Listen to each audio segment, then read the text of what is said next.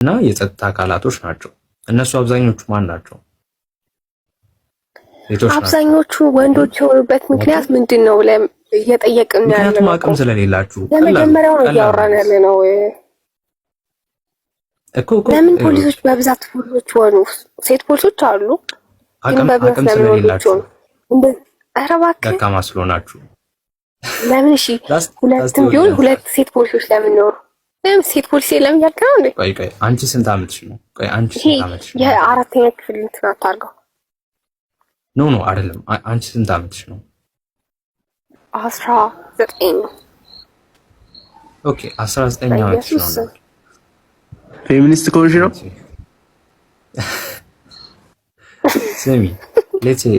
ስሚ ሌትስ 19 ዓመትሽ ነው የ10 ዓመት ልጅ እያነሳ ያፈርጥሻል።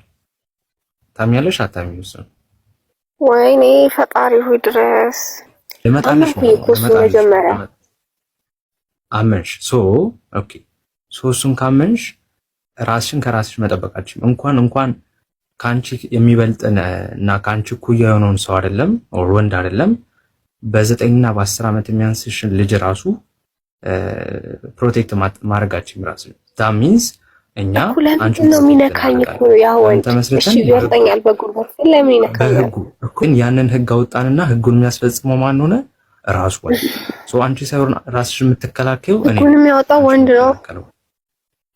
of course who do you think እንዴ የወንድ የበላይነት ነበረ ብለህ አምናል? የለም by the way የወንድ የበላይነት ራሱ ያለው በጣም ፍራክሽን 1-2% ኦፍ መን ናቸው እነዛ ንጉሶቹ እንጂ ሌላው እኮ by the way ፔዘንት ነበር። የኢትዮጵያን በትንሹ የኢትዮጵያን ሂስትሪ በንጉሱ ጊዜ ንጉሱና ቤተሰቦቹ ናቸው እንጂ ወንድ ስለሆነ ማን ነው እንትን የነበረው? ገበሬ ነው በቃ ምት የሆነ ላይፍ ያሳልፋል። ታስ አንድ አባትም ሊሆን ይችላል ልጁና ሚስቱ ላይ የበላይ ነው አይደለም?